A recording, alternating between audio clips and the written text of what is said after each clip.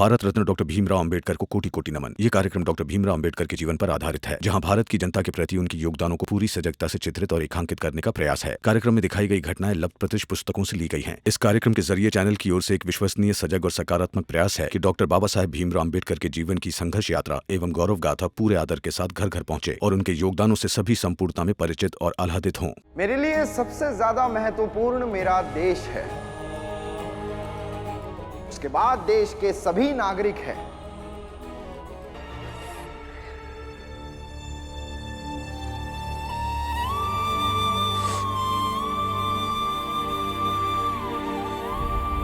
देखिए जैसा मेरा बेटा आ गया। क्या हुआ विवा?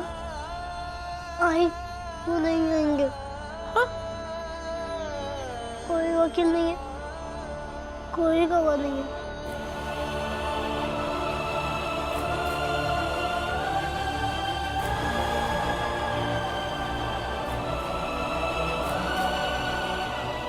बस मेरे बाबा निर्दोष हैं जज साहब, उन्हें छोड़ दीजिए, या फिर हम सब भी दोषी हैं, क्योंकि हम सब ने मिलकर काके का दाह संस्कार करने का फैसला लिया था, तो हमें भी जेल में डाल दीजिए, क्योंकि हम बाबा के बिना नहीं रह सकते, हम सब वहीं रहेंगे।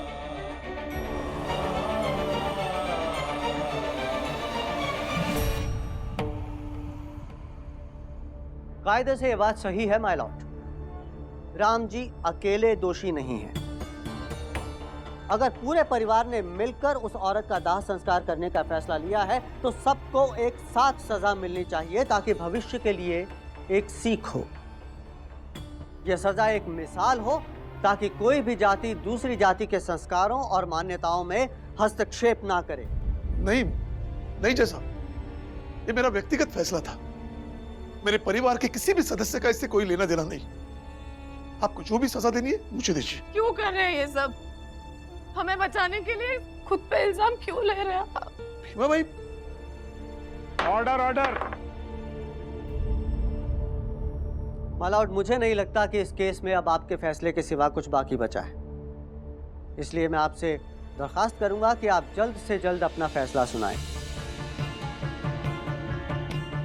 परिस्थितियों को मद्देनजर रखते हुए अदालत को लगता है कि रामजी सकपाल ने सामाजिक संरचनाओं को तोड़ने का काम किया है और ऐसा कोई साक्ष्य या मजबूत तर्क सामने नहीं आया है जिससे ऐसा लगे कि उन्होंने जो किया है वो उस औरत के लिए ठीक था। और फिर इनके वकील का ना आना इनके पक्ष को और कमजोर करता है। इसलिए अदालत रामजी सकपाल को दोषी मानते हुए यह फैसला सुनाती है। सॉरी माय लॉर्ड, मैं अदालत में देरी से आने के लिए क्षमा चाहता हूं। मैं रामजी सकपाल का वकील हूं।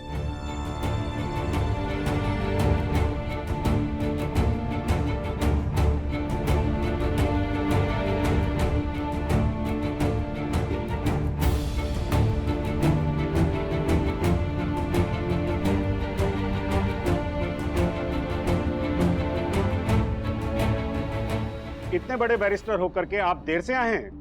देर से आके आपने कोर्ट की तौहीन की है। योर ऑनर, मुझे इस कोर्ट पे आने से रोका गया था, डराया गया था, धमकाया गया था और मैं डर भी गया था योर ऑनर। वो तो एंड मौके पर आकर के इस बच्चे ने मेरी आंखें खोल दी, वरना आज ये कोर्ट एक गलत निर्णय की तरफ बढ़ जाती। योर ऑनर, अगर आप इजाजत दें तो मैं बिना वक्त जाया किए हुए अपना पक्ष रखना चाहता हूं। इजाजत है। Thank you my Lord.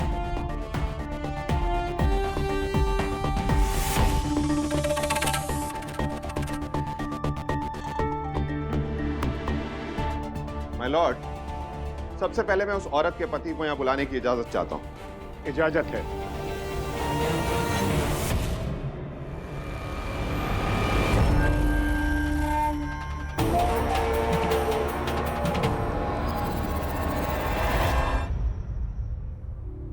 सबसे पहले आप इस न्याय के पवित्र स्थान पर खड़े होकर कसम खाइए कि आप जो कुछ कहेंगे सच कहेंगे, सच के सिवा कुछ नहीं कहेंगे। मैं जो कुछ भी कहूंगा सच कहूंगा, सच के सिवाय कुछ नहीं कहूंगा। तो आप ये मानते हैं कि उस औरत को आपने घर से निकाल दिया था, फिर भी वो आपकी पत्नी थी? जी हाँ। Very good. और आपका यह भी मानना है कि उस औरत की मौत किसी भी तरीके से हुई हो, लेकिन उसका दाह संस्कार आपको ही करना चाहिए था?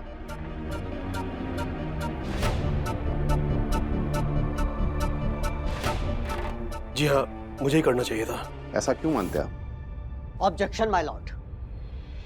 माय लॉर्ड, ये सिर्फ बेसिर पैर की बातें करके अदालत का वक्त बर्बाद कर रहे हैं। बेसिर पैर की बातें नहीं है मिलॉर्ड। मैं केस के आखिर में साबित कर दूंगा कि इन सब बातों का इस केस में बहुत महत्व है। Objection overruled.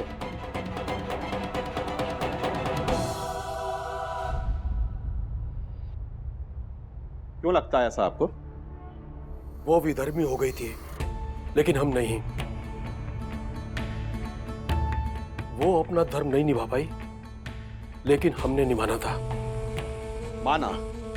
माना कि आपकी धर्म परायणता इसमें आड़े आती है, तो फिर आप ये बता सकते हैं कि आपकी बीवी की मौत कितने दिन पहले हुई थी? 10 दिन। तो फिर आपने अभी तक अपना मुंडन क्यों नहीं करवाया? वो भी तो धर्म और कर्म होता है।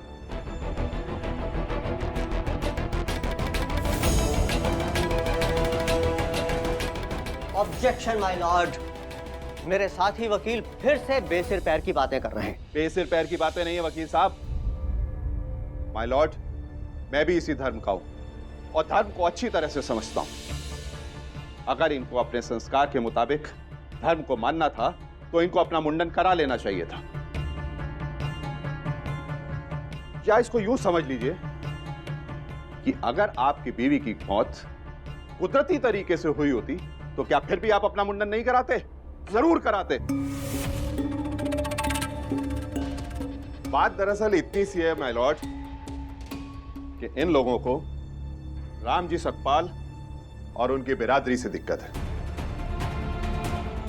मुद्दा सिर्फ इतना सा है कि रामजी सकपाल ने संवेदनशीलता दिखाते हुए उस औरत को ना सिर्फ घर में पनाह दी, बल्कि उसका दाह संस्कार भी किया।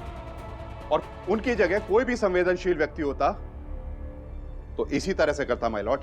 समाज और धर्म के बीच में हस्तक्षेप करने का अधिकार किसी को नहीं है माय लॉर्ड।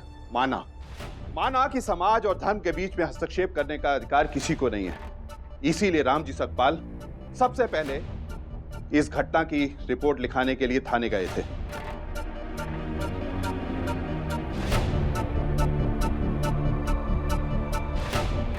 योर ऑनर, मैं इस सिलसिले में पुलिस कप्तान से कुछ सवाल करना चाहता हूं। I object my Lord. बात यहाँ धर्म और समाज के खिलाफ जाने की हो रही है, तो इसमें पुलिस कप्तान से बात करने का क्या फायदा? इंसाफ धर्म और समाज का एक जरूरी अंग है। सदियों से ये समाज और धर्म इंसाफ करते आए, और फिर ये मामला एक औरत की हत्या से जुड़ा हुआ है माय लॉर्ड। इसलिए पुलिस कप्तान से सवाल करना मेरे लिए बहुत जरूरी है। Objection overruled. इजाजत है। कप्तान साहब, आप कटघरे में आइए। सर।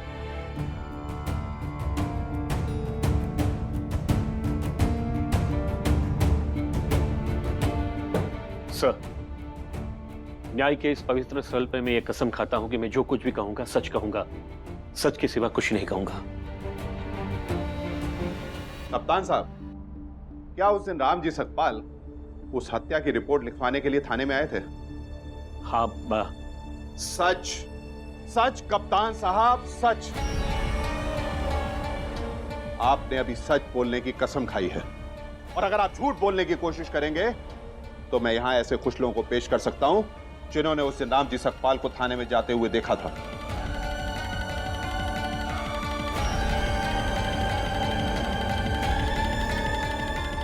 जी, आए थे।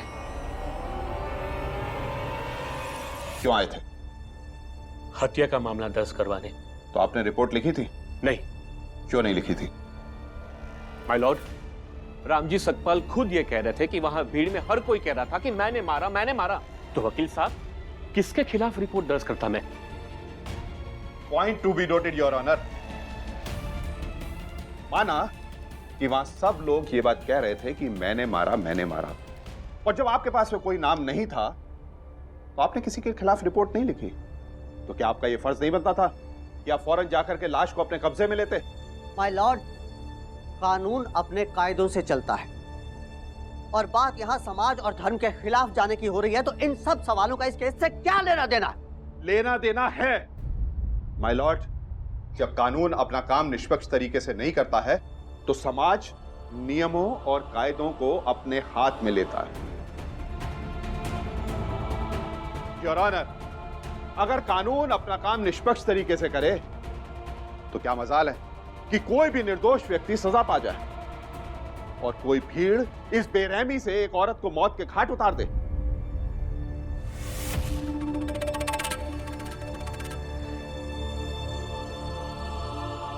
Objection overruled. तो आपने लाश को अपने कब्जे में क्यों नहीं लिया था कप्तान साहब? रामजी सतपाल अगर वहां दाह संस्कार करने नहीं जाते तो हम लाश को कब्जे ले लेते। कब ले लेते कप्तान साहब? जब वो लाश पड़े पड़े सड़ जाती।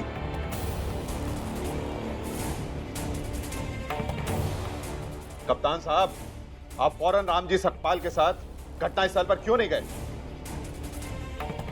कप्तान साहब, आप रामजी सतपाल के साथ घटनास्थल पर इसलिए नहीं गए क्योंकि आप समाज के इन ठेकेदारों से डर गए थे।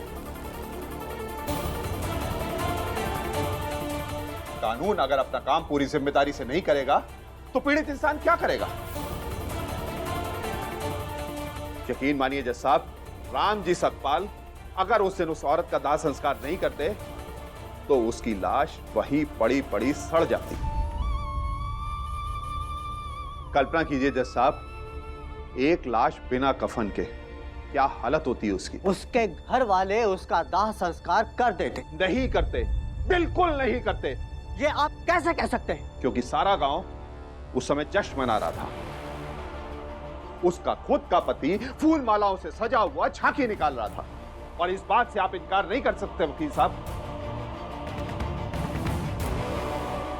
इस बात का आपके पास क्या सबूत है? मेरे पास में 5 लोगों की लिखित गवाही है। अगर आप कहेंगे तो मैं उसको अदालत के सामने पेश कर दूंगा। बस डर सिर्फ इस बात का है कि अगर मैं उन्हें अदालत में पेश करूं तो उनकी भी वही हालत होगी जो इस औरत की हुई।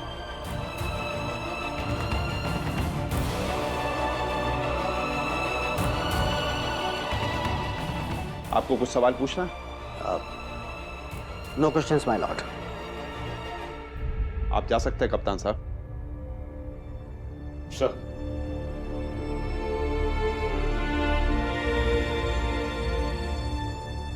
योर ऑनर, रामजी सतपाल ने एक बदनसीब औरत के आखिरी सफर को दर्दनाक होने से बचा लिया। योर ऑनर, अगर रामजी सतपाल ने कोई काम समाज और धर्म के विरुद्ध जाकर किया है तो केवल इसलिए किया है क्योंकि ना तो ये समाज और ना ये कानून अपने काम को अपने अंजाम तक पहुंचाने में कोई रुचि रखता था। योर ऑनर, अगर इंसानियत बरतना गुनाह है तो रामजी सतपाल गुनाहगार है। योर ऑनर, एक जीती जागती औरत की अस्मत की हम कभी चिंता नहीं करते और अगर एक मृत औरत की अस्मत की कोई चिंता करता है तो हम उसको लाकर के यहां कटघरे में खड़ा कर देते हैं, उसको सजा का हकदार बना देते हैं। सच मानिए जज साहब, मैं भी इसी समाज का हिस्सा हूं। आज अगर मैं समाज के विरुद्ध जाकर सच का साथ देने के लिए यहां ना आया होता तो जज साहब शायद मैं जिंदगी भर अपने आप से नजरें नहीं मिला पाता। योर ऑनर, मुझे खुशी है कि आज इस नन्हे से बच्चे भीमराव ने मेरी आंखें खोल दी।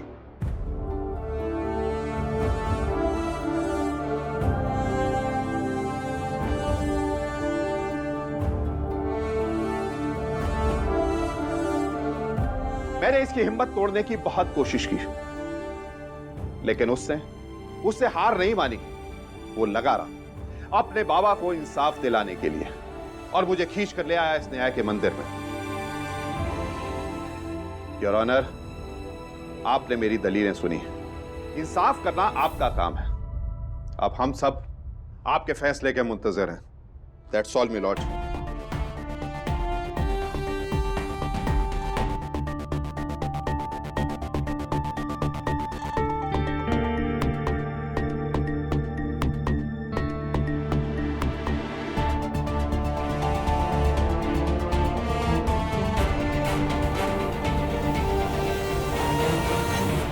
तमाम दलीलों, गवाहों और परिस्थितियों के मद्देनजर ये अदालत इस नतीजे पे पहुंचती है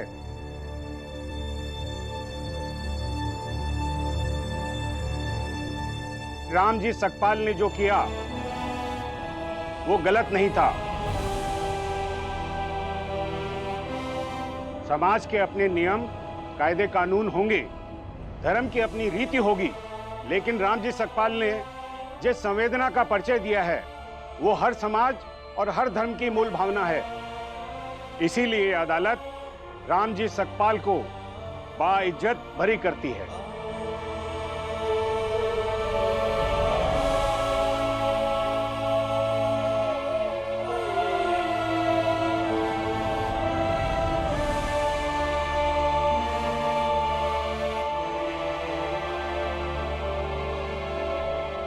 लेकिन रामजी सकपाल, आपसे अदालत का एक आग्रह यह है कि आप धर्म और जाति की दीवारें मत लांघिए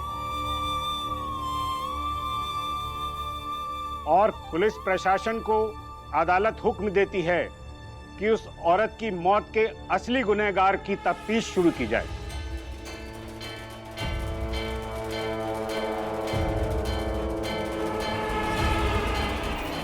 और साथ ही पुलिस कप्तान के ऊपर उनकी लापरवाही के लिए एक उचित कार्रवाई की जाए। The court is adjourned.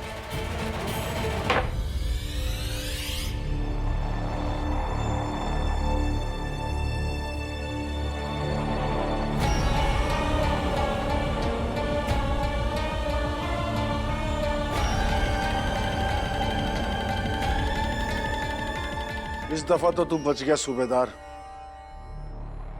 अगली दफा ऐसा बदला लूंगा ना, याद रखेगा।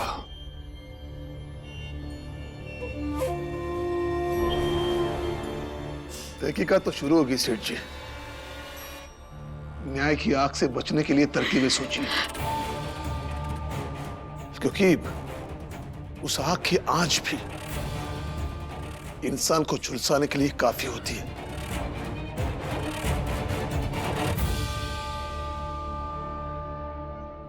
धन्यवाद बैरिस्टर साहब। अगर आप सही वक्त पे नहीं आते तो पता नहीं क्या हो जाता था। मेरे बाबा जीते या हारे, लेकिन मैं कल सुबह इस आईने के सामने खड़ा होकर अपने आप से नजरें मिला पाऊंगा। आप भी एक बार खुद से नजरें मिलाकर देखिएगा। तुम कमाल के लड़के हो भीमराव, लाखों में एक हो। रामजी सकपाल, आपका बेटा बहुत प्रतिभावान है। ये बड़े होकर क्या बनेगा, कितना बड़ा आदमी बनेगा, ये तो मैं नहीं कह सकता, लेकिन इतना जरूर कह सकता हूं कि ये पूरी जिंदगी अपने आप से नजरें मिलाकर जिएगा, बल्कि समाज को ये दिखाएगा और सिखाएगा किस तरह से अपने आप से नजरें मिलाकर के जिया जाता है।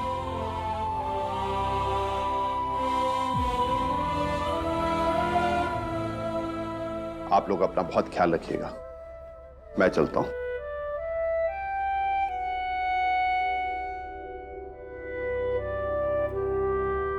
धन्यवाद गुरुजी। आपने ही तो हमें बैरिस्टर साहब का पता बताया था, इसीलिए हम न्याय के रास्ते पे आ सके। धन्यवाद।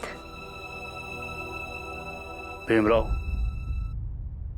हम आईने में कभी अपने आप से नजर नहीं मिला पाएंगे। शायद तुम्हारी जितनी मदद कर सकते थे हमने नहीं की, इसलिए हमें माफ कर दो।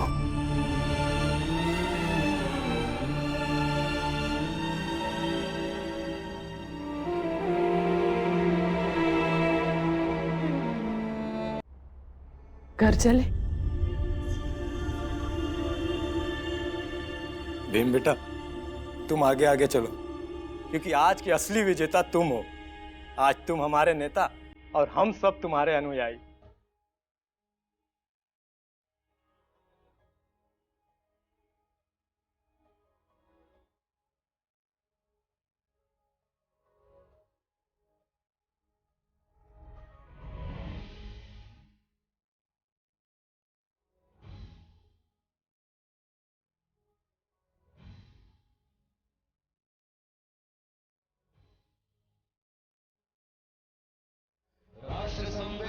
का है तू ही शिल्पकार, तूने ही सिखाया है समानता का सार। राष्ट्र संविधान का है तू ही शिल्पकार, तूने ही सिखाया है समानता